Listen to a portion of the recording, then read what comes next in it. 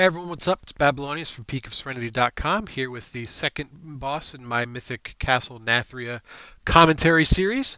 You'll see the second boss is Mythic Huntsman Altimor. Most guilds will go here after defeating Shriekwing. Altimor is a incredibly fun fight in my opinion.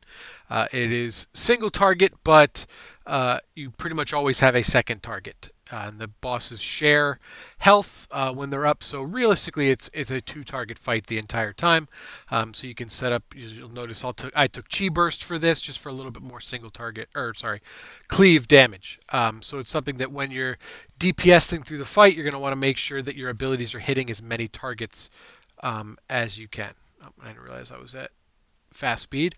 All right, so you start with Margor as the first boss. You'll see I toss out a Chi Burst beforehand to get out there, and you'll notice that really go through my normal rotation. The emphasis is on hitting both targets here. So if you're using something like calculated strikes, you may be in a position where utilizing spinning crane kick is more beneficial. If you watch, I did an absolutely horrible job at opening on these bosses.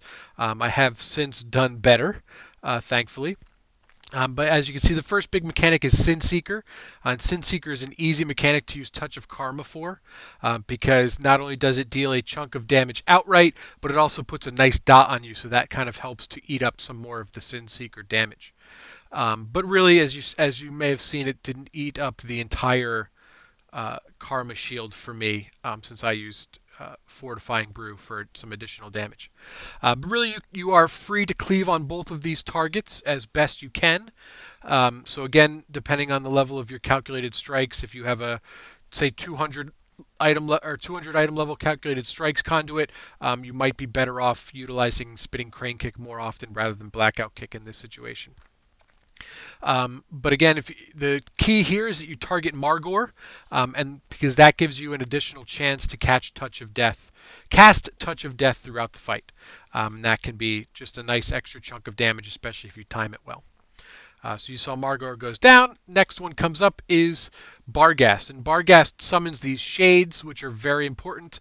Now that Barghast is up, you're going to want to make sure that you're paying attention to where you're positioning. Positioning is very important on this. Windwalkers do not have an immunity. So when he casts the Sin Seeker, you'll notice that we have people standing over a triangle. To help soak. So that stuff is really going to be handled primarily by others. So you see people with Sin Seeker, they run to their designated spots. We have two hunters in here to soak that additional damage. Barghast, as you can see, puts out a shade of Barghast over here on the right, and they are primarily CC'd for a period of time, because the longer they are CC'd, they build up a damage taken increase. So the longer they're CC'd, the more damage they'll take once you switch to them, which we will do in a little bit. So as you can see, it's still primarily a two-target cleave fight at this point. Again, the bosses do share health, so any damage done to Barghast also takes takes health off of Huntsman. So you want to make sure that you're positioning your cleave, your AoE abilities to hit both as best you can. So you see here we switched, gripped everybody in, and this is when it becomes an AoE bonanza. I don't believe I did this exceptionally well, but they die very quickly, so just be careful with how quickly you're going.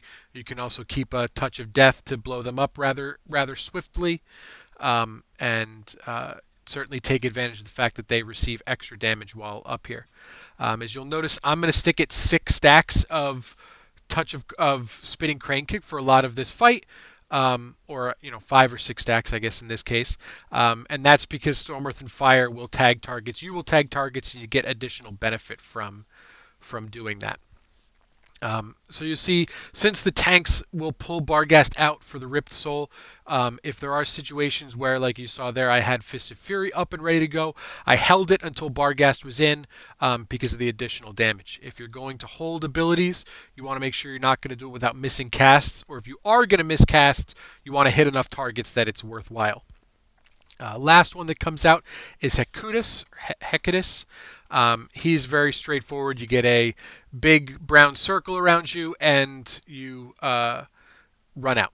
So pretty straightforward. Everything else is kind of handled. So you see I have this. I'll run out, get as far away as I can, make sure I'm not dropping it in a position that's going to be in the way of our next movement. And then again, it's just kind of a race to the end. You'll see here, Sin Seekers again. There I tried to aim my chi burst to make sure that it hit both targets to get that extra chi. But again, it's just kind of a cleave fest. Doing your best to maximize damage on both targets.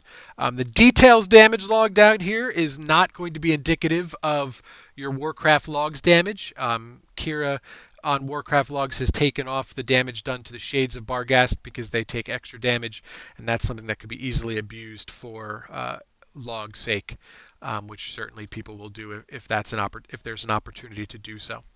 So I'm pretty sure you'll see in the next Sin Seeker, I will get targeted and make the noble sacrifice. So either this one or the next one. And I'll cast it after this. Spell queuing. Gotta love it.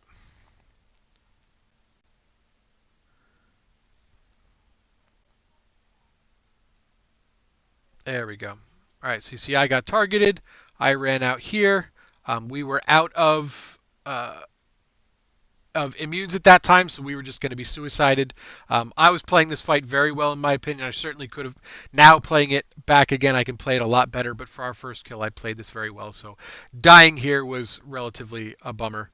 But as you'll see, just as we go, once the third bear is down, it's really just kind of a slow burn to the end. The boss had previously taken increased damage when all three bears were down, but he doesn't anymore. So it's just kind of a boring race to the end. Once you get to that point, it's all about just managing the Sin Seekers and staying alive. So it's back to being a single target. So that's Huntsman, Mythic Huntsman Altimor. A very fun fight, in my opinion, well designed. Nice mix of personal responsibility and group responsibility, as well as DPS timing. I think it's one of the better designed fights in the raid. So hope you enjoyed this video. You'll see he goes down here. So I hope you like this video. Make sure to subscribe, like the video, subscribe to the channel, and all that stuff. You can check out more information on other places to find me in the description below, as well as things like the Peak of Serenity website and Monk Discord, where you can get a lot more information, ask any questions you might have, and whatnot. So again, thank you very much for watching. If you want to support me through Patreon and PayPal, that information is also below in the description. So thank you very much, and until next time, have a good night, morning, afternoon, whatever it is, wherever you are.